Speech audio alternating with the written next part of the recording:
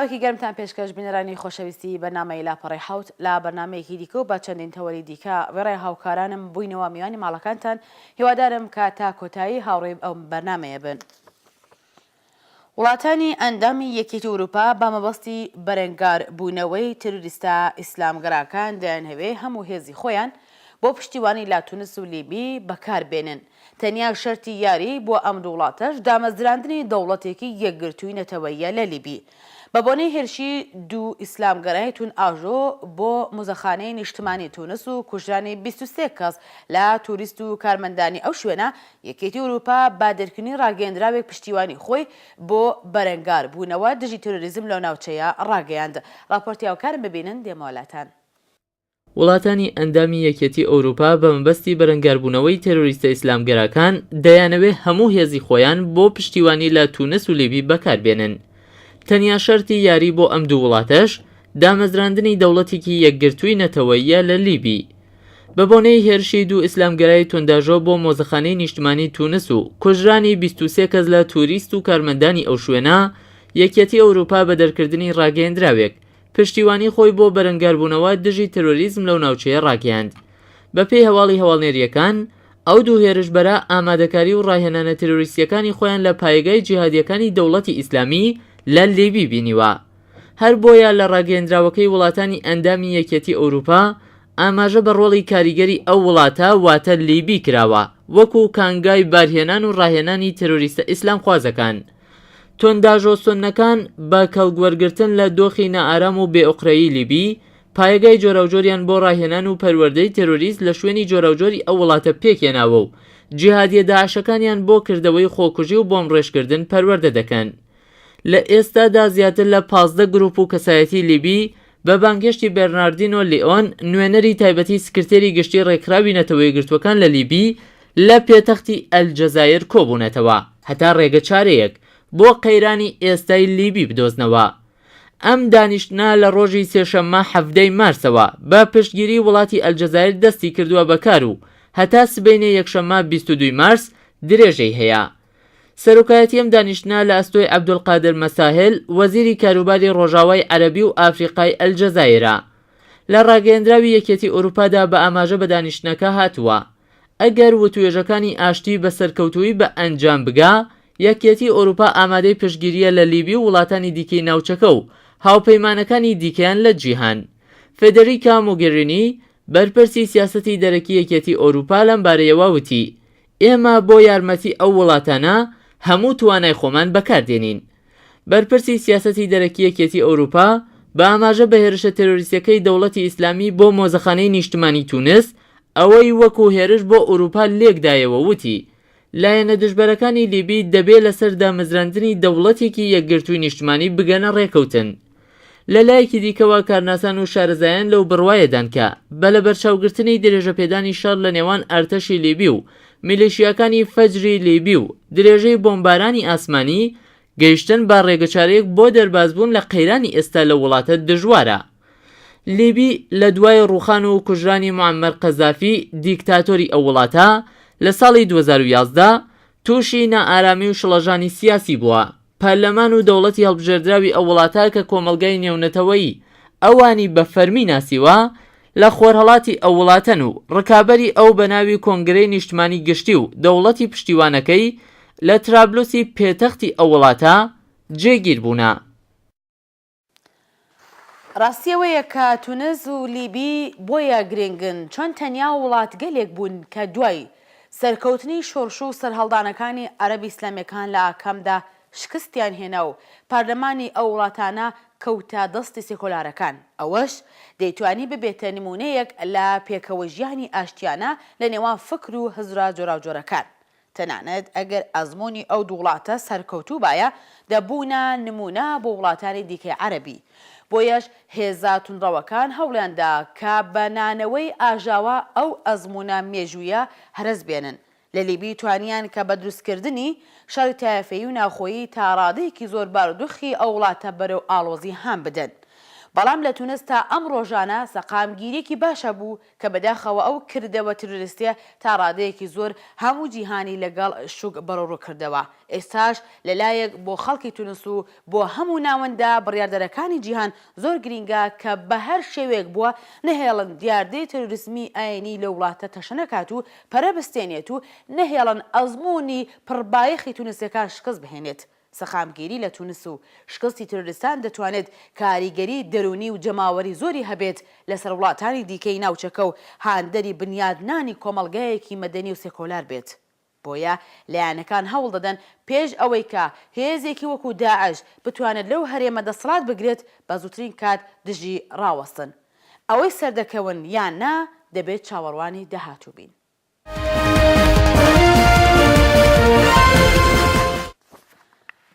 هەواڵێک و 376 نوێنەری کۆنگرەی ئەمریکا لە نامەیەک بۆ باراک ئۆباما سەرۆکۆماری ئەمریکا و ڕایانگەیاندووە هەر ڕێکەوتنێکی ئەتۆمیکە لەگەڵ ئێران دێتاراوە و پرسی هەڵوەشانەوەی سزاکان دەبێت لە کۆنگرە پەسەند بکرێت. لەو نامەیەدا کە ڕۆژی 3 خاکەلێوە لە ماڵپەڕی کۆنگرەی ئەمریکا بڵاوکراوەتەوە هاتووە هەڵوەشاندنەوە و سزایانە کە لە دژی ئێران سەپاون پێویستی بە ئیزن و پەسەندکردنی دووبارەی کۆنگرەی ئەمریکا هەیە. هاوکارم ڕاپۆرتێک لەم بارەیەوە. 376 نوێنەری کنگرەی ئەمریکا لە نامەیەکدا بۆ باراک ئۆباما سەرۆکۆماری ئەو وڵاتە ڕایانگەیاندووە هەر ڕێکەوتنێکی ئەتۆمی کە لەگەڵ ئێران دێتە ئاراوە و پرسی هەڵوەشانەوەی سزاکان دەبێت لە کنگرە پەسەند بکرێت. لەو نامەیەدا کە ڕۆژی 3 خاکەلێوە لە ماڵپەڕی کنگرەی ئەمریکا بڵاوکراوەتەوە هاتووە هەڵوەشانەوەی ئەو سزایانە کە لە دژی ئێران سەپاون پێویستی بە ئیزن و پەسەندکردنی دووبارەی کنگرەی ئەمریکا هەیە. ئەو نامە ڕوو بە سەرۆکۆماری ئەمریکا دەڵێت کنگرە دەبێت متمانە پەیدا بکاکە ڕێگای گەیشتنی کۆماری ئیسلامی ئێران بە چەکی ئەتۆمی نەماوە و تەنیا لەو کاتەدایەکە هەڵوەشانەوەی هەمیشەی سزاکان پەسەند دەکات. لەو نامەیەدا هاتووە ئەزمموی ناڕازگویی ئێران دەبێتە هۆی ئەوەی متمانەکردن زۆر دژوار بێت. ئەو جۆرەی کە دیپلۆماتێکی و توێژکاری وەزارەتی دەرەوەی ئەمریکا دەڵێت درۆزنبوون و ناڕازگویی بەشێک لە DNA حکوومەتی شیعی ئێرانە. واژۆکەرانی ئەو نامەیە ڕوو بە سەرۆکۆماری ئەمریکا وتویانە بە سەرنج بە چەندین دەیە شاردنەوەی چالاکی ئەتۆمیەکان لەلایەن ئێرانەوە هەر جۆرە وتوێژێک دەبێت لەگەڵ لایەنی زۆر ڕوونکردنەوە لەلایەن ئێرانەوە بێت و سنووردارکردنی بەرنامە ئەتۆمیەکانی ئێران دەبێت دەیان ساڵ درێژە بکێشێت. لەو نامەیەدا هاتووە هەرچەند وتوێژەکانی ئێستا لەسەر پرسی ئەتۆمی جەخ دەکاتەوە بەڵام بە بڕوای ئێمە ڕۆڵی تێکدەری ئێران لە ناوچەکە دەبێت لە بەرچاو بگیردرێت. ڕژیمی ئێران لە حکوومەتی ئەسەد بە هەموو شێوەیەک پشتیوانی دەکات لە عێراق ڕۆڵێکی تێکدەری هەیە و بە هەموو شێوەیەک لە شیعەکان پشتیوانی دەکات و پشتیوانی لە حیزبوڵڵا دەکات و هەڕەشە لە ئیسرائیل دەکات و لە لایەکی دیکەوە بە هەموو شێوەیەک پشتیوانی لە شیعەکانی یەمەنی کرد تا دەوڵەتی وڵاتە ڕوخا. لە لایەکی دیکەوە سێناتۆرێکی کۆماریخوازی ئەمریکا وتوویەتی کە ئەگەر دەوڵەتی ئۆباما ڕێکەوتنی ئەتۆمی لەگەڵ ئێران پێش لە پەسەندکردنی کنگرە بنێردرێت بۆ ئەنجمەنی ئاسایش نەتەوەی گرتوەکان لەگەڵ کاردانەوەی توندی کنگرە ڕوبەڕوو دەبێتەوە. بەپێی راپۆرتی ئاسۆشێتێد پرێس سێناتۆر لینسی گراهام ڕۆژی دووشەمە 3 خاکەلێوە لە وتاربێژیەک لە ئەنجمەنی پەیوەندی دەروە وتی ئەگەر چوارچێوەی ڕێکەوتنی سیاسی لەگەڵ ئێران تا کۆتایی مانگی ماز نێتە ئاراوە سێنای ئەمریکا لە مانگی ئاوریل گەڵاڵەیەک دەخاتە دەنگدانەوەکە بەپێی ئەوە هەر ڕێکەوتنێک پێویستی بە ڕەزامەندی یاسادانەرانی ئەمریکایی بێت. ئەمریکا و وڵاتانی ئوروپایی جەختیان لەوە کردوێتەوەکە بە هەڵوێستێکی هاوبەشەوە لەگەڵ ئێران وتوێژ ئەنجام دەدەن. پێشتر فەرەنسا ڕخنەی لە ڕەوتی وتوێژە ئەتۆمیەکان گرتبوو. هەروەها سەرۆکۆماری ئەمریکا دەڵێت مەبەستی ڕۆژاوا گەیشتن بە ڕێکەوتنێکە لە ماوەی چەند حەوتوودا. هەوها فرانک والتر شتاینمایر وەزیری دەرەوەی ئەڵمان ڕایگەیاندووە گرنگە لەگەڵ یەکتر و بە هەڵوێستێکی هاوبەش قۆناغی کۆتایی و چارەنووسازی وتوێژە ئەتۆمیەکان دەست پێ بکەینەوە. بە بڕوای وەزیری دەرەوەی ئاڵمان پرسەکە لەسەر ڕێکەوتنی چاک یان خراپ لەگەڵ ئێران نییە، بەڵکو گرنگ ئەوەیە کە وتوێژەکان بە ئاکامێکی باش کۆتاییان پێبێت، ئاکامێکە بەر بە دەستپێڕاگەیشتنی ئێران بە چەکی ئەتۆمی بە شێوەیەکی هەمەلایەنە هەمیشەیی و جێگەی کنترۆڵکردن بگرێت. لە ڕۆژەکانی ڕابردوو فەرەنسا هەڵوێستی سەرسەختانەی خۆی لە پرۆسەی وتوێژە ئەتۆمیەکان لەگەڵ ئێران ڕاگەیاندووە. لەوانە هەواڵنێری ڕۆیترز نووسیویەتی کە فەرەنسا خوازیاری سنووردارکردنی ورتری بەرنامە ئەتۆمیەکانی ئێرانە.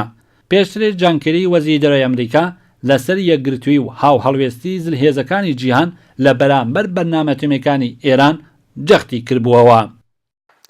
بەڵە بەڕێزان پرسی ئەتۆمی ئێران و پرۆستەی دانوستانە ناوکەکان گەیشتۆتە قۆناغێکی کۆتایی خۆی و لەم کاتە گریمانە و شیکردنەوەکان چەندین ڕەهەندی جۆراوجۆر لە ڕوانگەی جیاواز دەگرنەخۆ.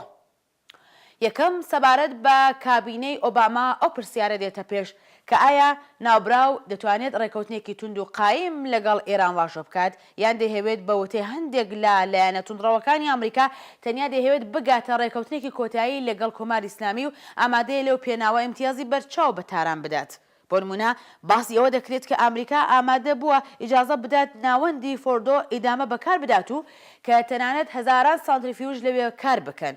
ئەوەش ئەو پرسیارە دێنێتە ئاراوە کە ئایا ئۆباما و تیمەکەی مەترسیەکانی ئیمتیازی لەو شێوە نازانن یا ڕێگاچارەی پێویستیان گرتووەتە بەر بۆ ئەوەی کە تاران نەتوانێت بە زووترین کات دەستی بە چەکی ئەتۆمی بگات. و بەڵام لە خاڵی دووهەمدا لایەنی توندڕەوی ناوخۆی ئەمریکا واتە کۆماری خوازەکانە کە لەلایەک نایەن هەوێت چارەسەرکردنی کێشەی ئەتۆمی لەگەڵ ئێران لە سەردەمی دەسەڵاتی دموکراتەکان ڕووبدات و ببێتە پرۆپاگەندەیەکی بەهێز بۆ ئەوان و لەلایەکی دیکە و لە بڕوایەدان کە دەبێت بە یەکجارەیی پێش بگرن لەوەی کە کۆماری ئیسلامی دەرفەتی بۆ گەیشتن بە چەکی ناوەکی هەبێت بۆیە بەتوندی لەگەڵ هەر جۆرە ڕێکەوتنێکن کە بیهەوێت تەنانەت ئەو مەترسیە دروست بکات لە داهاتوودا ئێران تەنانەت توانای ئەوەی هەبێت بەرەو چەکی ئەتۆمی هەنگاو بنێت. هەروەها ئەوەش لەبیر نەکەین کە ئەگەرچی ڕێکەوتن لەگەڵ ئامریکا بنەمای ڕێکەوتنی کۆتایی و هەمەلایەنە دەبێت بەڵام لەو نێوانەدا ڕۆڵی وڵاتێک وەکو فەرانسا نابێت لەبیرکەین کە بە هیچ شێوەیەک ئامادە نییە ئیمتیازی تایبەت بە ئێران بدات و ئەوەش بێگومان دەنگی کۆماری خوازەکانی ئامریکا بەهێزتر دەکات. لا درەژەی بەرنامەی لاپەڕەی حەوت و هەواڵێکی دیکە لە دوای ئەوە سەرچاوەکانی هەواڵ بڵاویان کردەوە کە بەرپرسێکی ئەمریکایی بەبێ ئەوەی ناوی ئاشکرا بکرێت ئاماژەی بەوە کرد هێزەکانی سوپای سعودیا لە ڕۆژی سێشەمە 24 مارسە دەستیان کردو بە جموجۆڵی سەربازی لە سنوورەکانی لەگەڵ یەمەندا. هەروەها چەندین چەکی خورسێکی بردۆتە ئەو سنوورانە. هێرشی عەرەبستان ڕۆژی ئەمڕۆ بۆ سەرحوسیەکانی یەمەن دەستی پێکرد. هێزەکانی هاوپەیمانان کە لە چەندین وڵاتی عەرەبی ناوچەکە پێکاتووە سەر لە بەیانی ڕۆژی پێنجشەمە دەستیان بە هێرشی ئاسمانی کردووە بۆ سەرحوسیەکانی یەمەن. هێرشەکان لەلایەن هاوپەیمانەتێک با سەرکردایەتی سعودیە ئەنجام دراون و تیایدا سعودیە بە 100 فڕۆکەی جەنگی بەشداری دەکات. هاوکارم ڕاپۆرتێک لەم بارەیەوە. لە دوای ئەوەی سەرچاوەکانی هەواڵ بڵاویان کردەوە کە بەرپرسێکی ئەمریکایی بەبێ ئەوەی ناوی ئاشکرا بکرێت ئاماژەی بەوە کرد هێزەکانی سوپای سعودیا لە ڕۆژی سێشەمە 24 مارسەوە دەستیان کردووە بە جموجوڵی سەربازی لە سنوورەکانی لەگەڵ یەمەندا هەروەها چەندین چەکی قورسیشی بردووەتە و سنوورانە هێرشی عەرەبستان بۆ سەر حوسیەکانی یەمەن دەستی پێکرد. هێزەکانی هاوپەیمانان کە لە چەندین وڵاتی عەرەبی ناوچەکە پێکاتووە سەر لە بەیانی پێنجشەممە دەستیان بە هێرشی ئاسمانی کردووە بۆ سەر حوسیەکانی یەمەن. هێرشەکان لەلایەن هاوپەیمانیەتیەک بە سەرکردایەتی سعودیا ئەنجام دراون و تێدا سعودیا بە 100 فڕۆکەی جەنگی بەشداری دەکات. هەریەکە لە وڵاتانی کووەیت، ئێمارات، قەتەر و بەحرین لە کەندا و هەروەها مسر، سوودان، پاکستان، ئۆردن و مەغرب بەشداری لەو هێرشە دەکەن. ئاژانسەکانی هەواڵی سعودیا باز لەوە دەکەن هێرشەکان تەنها بۆ سەر یەک شاریان یەک ناوچە نابن بەڵکو بەردەوام دەبن تاوەکو ئامانجی کۆتایی دەپێکن. باز لەوە دەکرێت کە سعودیا ئامریکای لەو هێرشانە ئاگادار کردوێتەوە و باراک ئۆباماش لەو بارەیەوە لەلایەن سعودیەوە زانیاری پێدراوە. کۆشکی سپی پشتیوانی خۆی بۆ هێرشە ئاسمانیەکان و ئۆپراسیۆنەکانی هاوپەیمانیەتی کەندا و ڕاگەیاندووە و دەڵێت هاوکاریەکان بۆ ئەو هێرشە لۆجستی و هەواڵگری دەبێ. باڵوێزی سعودیا لە واشنگتۆن لەم بارەیەوە دەڵێ هێرشی ئاسمانی دوایین بژاردەبوو کە بەکارمان هێناوە. جگە لە هێرشی ئاسمانی سعودیا بە 150,000 سەربازەوە خۆی بۆ هێرشی زەمینیش ئامادە کردووە. نیگەرانیەکانی سعودیە و سەرۆکایەتی یەمەن دوای ئەوە هاتکە حوسیەکان دەستیان کردووە بە هێرشکردنە سەر ناوچەکانی باشوور و ماوەی 3 ڕۆژە پێشەویەکانی چەکدارانی حوسی بەرەو باشوور بەردەوامە.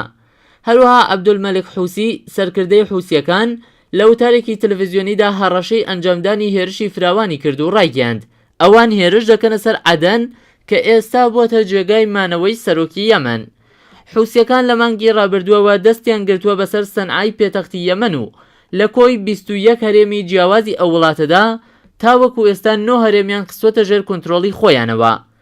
ماوەی 3 ڕۆژیشە هێرشەکانیان بەرەو باشوور دەست پێ کردووە و ئەمەش نیگەرانی وڵاتانی کەنداوی لێکەوتوێتەوە و ئێرانیش بە هاوکاریکردنی حوسیەکان تۆمەتبار دەکەن.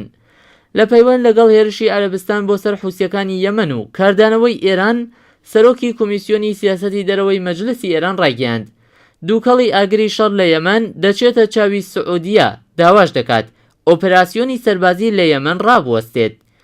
ماڵپەڕی مەجلسی ڕژیمی ئیسلامی ئێران لە هەواڵێکدا لێدوانێکی عەلاءالدین بروجردی سەرۆکی کۆمیسیۆنی سیاسەتی دەرەوەی مەجلسی ئەو وڵاتی بڵاو کردوێتەوە کە تێیدا وێڕای مەحکومکردنی هێرشەکانی سعودیە و هاوپەیمانانی بۆ سەر یەمەن ڕایگەیاند. ئەو ئاگرەی سعودیە هەڵی گرساندووە پەرچەکرداری مەترسیداری لێ دەکەوێتەوە و بە سەرنجدان بە هەستیاری ناوچەکە قەیران وڵاتانی ئیسلامی دەگرێتەوە. بەڵێ قسە ئەوەیە ڕوونە دەستێوەردانەکانی کۆماری ئیسلامی لە ئاکامدا بوو بەهۆی ئەوەی کە یەمەن تووشی قەیرانێکی تایەفەیی و ناخۆیی بێت کە ئەگەر بە زووترین کات چارەسەر نەکرێت و دەوڵەتی ئاسایی ئەو وڵاتە دەبێتە پەرستەندنی نائارامی و شەڕێکی گشتگیر لە ناوچەکە و جگە لە وێرانی و ماڵوێرانی دەرەنجامێکی نابێت.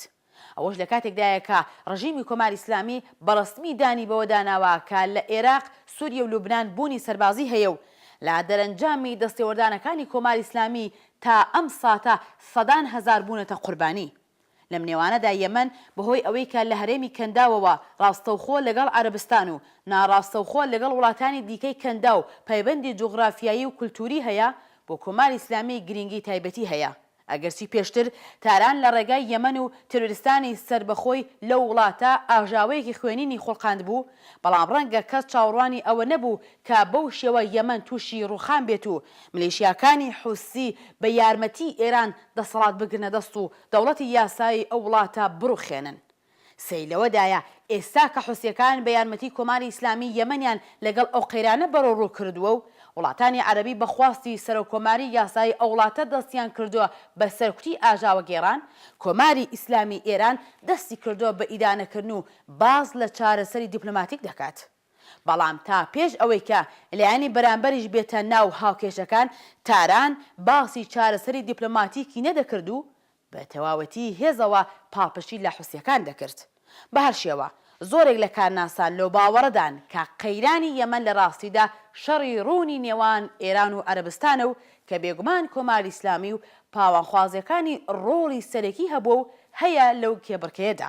سیاسەتەکانی کۆماری ئیسلامی لە ناوچە و ئێستاش بە شێوەیەکی زۆر نابەرپرسانە لە یەمەن وای کردووە کە ڕۆژهەڵاتی ناوەڕاست لەگەڵ شەڕێکی دوور و درێژ و ماڵوێران کرد بەڕۆڕوویە و ئەگەر بێت و ئەو شەڕە هەرچی زووتر ڕانەوەستێت، ئەوە پێشبینی دەکرێت کە ناوچەکە بەرەو وێرانی تەواو بڕات، وێرانێک کە لە ئاکامدا بێگومان داوێنی خودی کۆماری ئیسلامیش دەگرێتەوە. هەواڵێکە لەسەر ئێران و پاش بڵاوبوونەوەی هەواڵی مردنی کاسبکارێکی خۆزستانی کە لە ناڕەزایەتی بەکردەوەی هێزە ئەمڵێتیەکان و هێزەکانی شارەداری و شارە لە کاتی تێکدانی دەکەکەی فرێدانی کەلوپەلەکەی و هەروەها ڕێگەپێنەدان بەکارکردن لە ژێرگوشاری ئابووری و بێکاری قەیراناوی لە ئێران بە نیشانەی ناڕەزایەتی ئاگری لە جەستەی خۆی بەرداوە، پاچەند ڕۆژ بەستەری بوون لە بیمارستان و پاشگیان لە دەستدانی شارەمەندانی عەرەبی شاری خۆڕەمشەهری سەر بە پارێزگای خۆزستان لە باشووری ڕۆژئاوای ئێران بە مەبەستی دەربڕینی ناڕەزایەتی بەرامبەر بە مەرگی ئەو کاسبکارە بە دژی حکوومەتی ئێران خۆپیشاندانیان بەڕێوە برد. هاوکارم راپۆرتێکتان لەم بارەیەوە پێشکەش دەکات. پاش بڵاوبوونەوەی هەواڵی مردنی کاسبکارێکی خۆزستانی کە لە ناڕەزایەتی بەکردەوەی هێزە ئەمنیەتیەکان و هێزەکانی شارەداری ئەو شارە لە کاتی تێکدانی دەکەکەی و فرێدانی کەلوپەلەکەی و هەروەها ڕێگە پێنەدان بەکارکردن لە ژێر گوشاری ئابووری و بێکاری قەیراناوی لە ئێران بە نیشانەی ناڕەزایەتی ئاگری لە جەستەی خۆی بەرداوە و پاش چەند ڕۆژ بەستەری بوون لە بیمارستان و پاش گیان لە دەستدانی شارۆمەندانی عەرەبی شاری خوڕەمشەر سەر بە پارێزگای خوزستان لە باشووری ڕۆژاوای ئێران بە مەبەستی دەربڕینی ناڕەزایەتی بەرامبەر بە مەرگی ئەو کاسبکارە بە دژی حکوومەتی ئێران خۆپیشاندانیان بەڕێوە برد. بەپێی هەواڵی چالاکوانی مافی مرۆڤی ئاهواز ڕۆژی یەکشەمە 2 خاکەلێوە یونس عەساکرە کاسبکار و دەستفرۆشی عەرەبی خەڵکی شاری خۆڕەمشەر کە لە ناڕەزایەتی بە بێکاری و هەڵسوکەوتی نابەجێی بەرپرسانی شارەوانی ئاگری لە خۆی بەردابوو لە نەخۆشخانەیەکی شاری تاران گیانی لەدەستداوە. لە کاتی ناشتنی تەرمی ئەو کاسبکارە عەرەبەدا هەزاران خەڵکی ناڕازی دەستیان داوەتە خۆپیشاندان بە دژی حکوومەت و بەوتنەوەی دروشم ناڕزایەتی خۆیان بە سیاسەتی دژمنکارانەی حکوومەت بە دژی شارۆمەندانی عەرەبی ئاواز دەربڕیوە. چالاکانی ئاهوازی بڵاویان کردووەتەوە مەبەستی نادنی یونس عەساکەرە بۆ نەخۆشخانەی شاری تاران کومپانیای فڕۆکەوانی داوای 50 ملیۆن تمەن پوڵی کردووە و بنەماڵەکەیشی بەهۆی نەبوونی پوڵ و دۆخی خراپی ئابووری ناچار بوون کوڕەکان کە نزیکەی 90% جەستەی سوتا بوو بە ئامبولانس ڕەوانەی تاران بکەن. ئەمە لە حاڵێکدایەکە ڕاگەیاندەکانی سەر بە حکوومەتی ئێران باسییان لەوە کردووەکە دام و دەستگا پەیوەندی دارەکان بە تەواوی یارمەتی ئەو بنەماڵەیان کردووە. کۆمەڵێک لە چالاکانی مافی مرۆڤ و مەدەنی بە نیشانەی پشتیوانی لە یونس عەساکرە بڵاوکراوەیەکیان بەناوی هەمومان یونسێن بڵاو کردووەتەوە. عەساکرە تەمەن 32 ساڵان و خاوەن 2 منداڵ بووە، خاوەن دوکانێکی بوچکی مێوەفرۆشی بووەکە تاقە سەرچاوی بژیوی ژیانی بنەماڵەکەی بووە کە لەلایەن هێزە ئەمنیەتیەکان و فەرمانبەرانی شارەوانیەوە تێکدرا و ئەویش بە نیشانەی ناڕزایەتی بەهۆی زەخت و گوشاری ئابووری ڕۆژی شەممە 14 مارس لە بەردەم شارەوانی خۆڕەمشار ئاگری لە جەستەی خۆی بەردا. جێ ئاماژەیە خۆسووتاندنی یونس عەساکەرە لە کاتێکدایەکە لە ماوەی چەند ساڵی ڕابردوودا بە پەرەسەندنی ڕێژەی بەرچاوی بێکاری هەروەها هاوکات گرانی بێسنوور لە ئێران و پەرەسەندنی گەمارۆکان و لەگەڵ ئەوانش داخران و لە کاروەستانەوەی بەرەمێنان لە ئێران ژیانی خەڵک و بەتایبەت جیلی کەمداهاتی تووشی کێشەی گەورە کردووە و قەیرانی گەورەی ئابووری ژیانی ڕۆژانەی خەڵکی ئێرانی تەنیوەتەوە. لەم ڕۆژانەدا لە تۆرە کۆمەڵایەتیەکان ئەو پرسیارە هاتوۆتە ئاراوە کە بۆچی لە وڵاتێک وەکو تونس گەنجێک خۆی دەسووتێنێت ئاگری شۆڕشێک بەرپا دەبێت کە چەندین وڵاتی عەرەبی لە خۆوە دەگرێت. بەڵام لە ئێران چەندین جار ڕووداوی کارەساتباری خوسووتاندن ڕوودەدات بەڵام خەڵک هیچ جم و جۆڵێکی گشتگیریان پێوە دیار نابێت. هەڵبەت ڕوونە کە کۆماری ئیسلامی درڕندەیی و تاڵان و کوشتن و ئێعدام و ئەشکەنجەی گەیشتۆتە ئاستێک کە خەڵکی چاوترسێن کردو و خەڵک بە باشی دەزانن هەر جۆرە ناڕزایەتێکی جەماوەری وەکو ساڵانی پێشوو بۆ نمونە جۆزەردانی 1388 بە شێوەیەک سەرکوت دەکرێت کە لە مێژوودا ناوی بمێنێتەوە. لەلایەکی دیکەوە بەداخەوە ئەو مەینەتی و سەرکوتە لە ناو نەتەوە بندستەکان بە چەندین قات زیاتر دەبێت و کارەساتبارتر ئەوەیە کە ناوەند و نەتەوەی سەردەست نەک هەرگیز هاودەردی و هاودڵی خۆیان لەگەڵ ئێش و ئازاری نەتەوەکانی دیکە دەرنابڕن کەچی هەر جۆرە ناڕزایەتێک بە تۆمەتی تەزیەخوازی ئیدانە دەکەن و دژی ڕادەوەستن کە هەڵبەت ئەوەش دەرەنجامی سیاسەت و پرۆپاگەندەی نابەرپرسانەی بەرپرسانی کۆماری ئیسلامیە. واتە کاتێک گەنجێک لە شارێکی عەرەبنشین دەگاتە ئەو ئاستەی کە مردن و خۆسووتاندن بە باشتر و ئاسانتر لە ژیانی ئێستای دەبینێت بەداخەوە لە ناوەند و لای خەڵکی ناوەند ئەوەندە دەنگدانەوەی نییە کە شارۆمەندێکی نەتەوەی سەردەست و لە هەرێمێکی نەتەوەی سەردەست تووشی ئەو کارەساتە بێت کە هەڵبەت ئەو لە یەک دووربوونە هەروەکە وتراوە دەرەنجامی پرۆپاگەندەی جیاکەرەوەی حکوومەتی کۆماری ئیسلامیە. بەگشتیش ڕوونە کە بارودۆخی ژیان لە ئێرانی ژێر دەستی مەلاکان گەیشتۆتە شوێنێک کە لە سەدا چلی شارۆمەندانی ئەو وڵاتە لە ژێرهێڵی هەژارین و ڕۆژ لە دوای ڕۆژیش دۆخەکە خراپتر و خراپتر دەبێت. بۆیە ئەگەر گەنجێک خۆکوشتن بە باشترین لەو ژیانی ئێستای بە باشتر و ئاسانتر بزانێت بێگومان ئەگەرچی کارەساتێکی دڵتەزێنە بەڵام ڕووداوێکی سیر لە ژیانی ئەمڕۆی ئێرانیەکان نییە.